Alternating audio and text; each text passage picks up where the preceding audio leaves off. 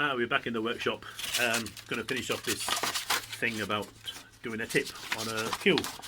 I did say on my advice about using a full sheet of sandpaper and folding it into thirds. Okay, here's a full sheet. This is actually an old piece that's curled up. It's been a bit damp. I'm going to use this again for demonstration purposes. Fold it into thirds. Okay. Like so, and use that side, not the side that's got the loose bits on. Use that side. It'll be supported now by the other two pieces, the two loose pieces, and you hold it like that, curved. Okay, that's how you hold it. This is actually 400 grit, I think. 400 grit. It's too fine for what we want, so let's throw that away. For the grit that I want, I don't actually have a full sheet, so I'm limited to my my orbital sander pads. This is 180 grit. This is a reasonable size grit for what we want. But again, same sort of thing. Fold it in half. This is a bit thicker and a bit stiffer than the full sheet was, so hopefully we'll get the same sort of effect. But the point is, you want to hold it in a curved fashion with one hand. Grab your cue. Now, this is a thing we made yesterday.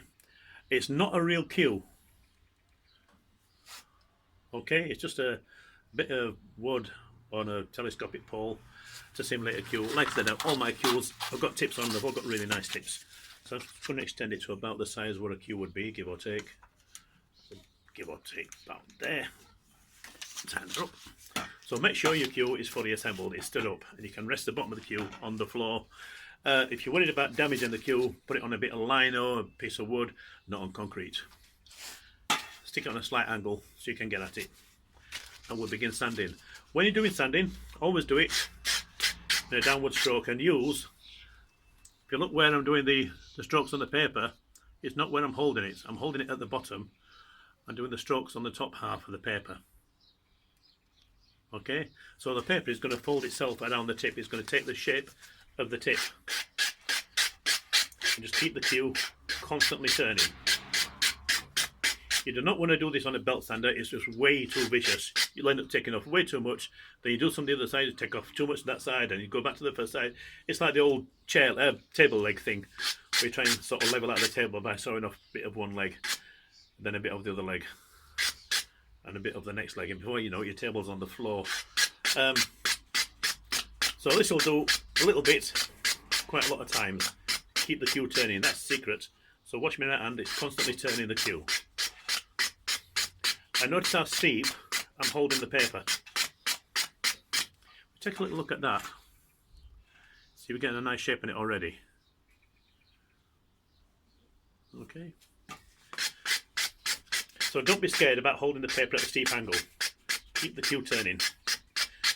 Now we can flatten up a little bit. We've got the sides roughly where we want them. This is not the same size tip you'd normally find on an American pool cue. This is more like your snooker cue size tip. This is about 10 mil, I suppose. So I'm kind of going at a medium angle now. We started off steep, went a bit shallow. That's almost done. Let's see if we can get a good look at this. I'm going to shorten this up a little bit so I can get it up close to the camera. Okay. That's not a bad shape at all, actually. Quite quick. And again, if not sure about it, on a new tip, of course, you've got quite a high shoulder there. So plenty to work with. If you think you're going to mess it up, what you do, if you think it's messed up, flan it off.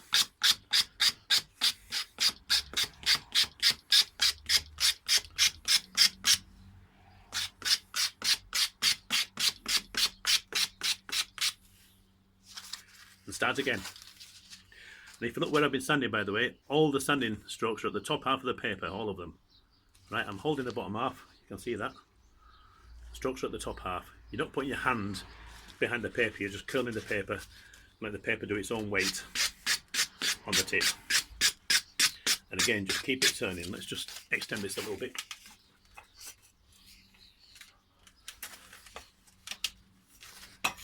just so you can see my hand on the camera. So again, paper at the bottom half. That's the other reason why you have the full sheet of this as well. So when you're holding it to the bottom half and standing with the top half, it's not going to start falling apart in your hands or falling out of your hands. This is actually just a little bit on the flimsy side, in all honesty, but it's working. It's doing a job. So let the paper do it. What you'll find after a few seconds returning the cue constantly, the bottom's going to wander away from you. Just keep repositioning it. Just constantly turning it.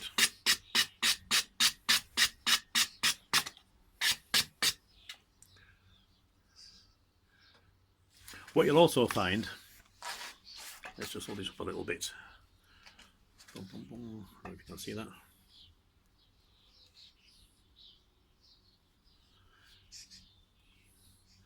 Now notice on the camera, the tip actually looks a lot flatter than it is in real life. That's interesting. In real life, the tip, to me, it looks about twice as curved as it does on the camera. That's an interesting effect. But what you'll find, once you've got it shaped in like that and you start playing with it, if you hold the cue in a particular orientation, you're going to start getting a sort of a flat spot on one side of the tip, and that's fine because it's just playing the tip in. The tip's going to start compressing while you're playing it. That is okay. There's a couple of ways you can sort of cheat on that. You can either play it in and deliberately turn your cue in different directions so you can compress it on each side as you're playing it in. That is all what the playing in process is. Or you can cheat and you can do this.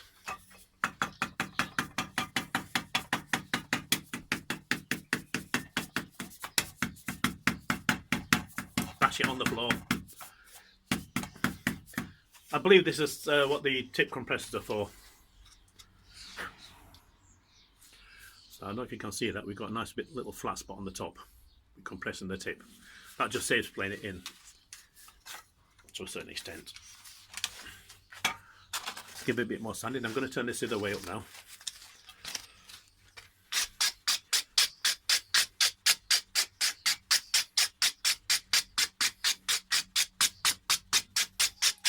Nice deep sides on it. Flatten the angle out a bit, keep the thing turning.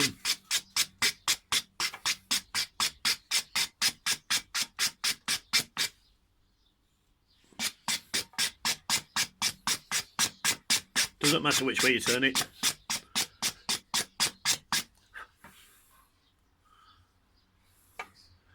And again, a nice dome on there. On the camera, again, it looks a bit flatter than it really is. See if I can get a good angle of it for the camera.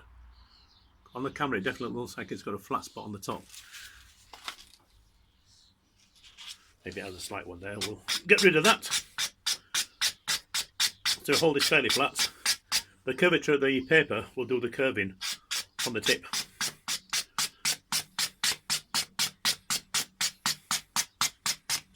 And see, all you're doing is basically you're just feathering it with the paper, with the sandpaper.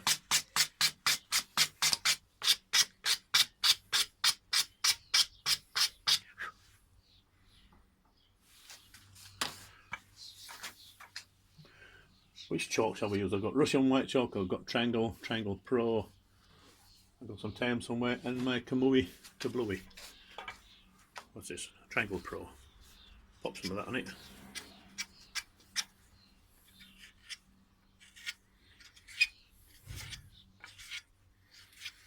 It says Triangle Pro. I think it's the same as Triangle, just more expensive. But nothing wrong with Triangle chalk. And a perfectly formed tip. So I'll try and get a couple of pictures of this and I'll post these on the video as well. I hope that's helped in some way. But the secret, like I say, just keeping the thing turning while you're doing it by hand. Hold the paper at the bottom, brush it with the top half of the paper. If you can use the full sheets of paper, fold it into thirds, do that. If not, your electric sandpaper, third sheets will do. If you get the sticker ones, they're slightly thicker than the ones where you clip them onto the sander. So anything that's got a little bit of meat to it in terms of sandpaper, you don't want anything flimsy. You certainly don't want anything that's damp. because that'll just fall apart and won't do anything for you. So there you have it. As my mate would say, practice and enjoy. Now we had sort of finished, and then I thought I'll do a quick follow-up, because you'll have noticed on the video we showed you the tip, etc. A few little bits hanging off it, like it's got leprosy or something. So because it's a single layer tip and they're quite fibrous, so just take it down with a bit of fine stuff on the side. This is 2500 grit.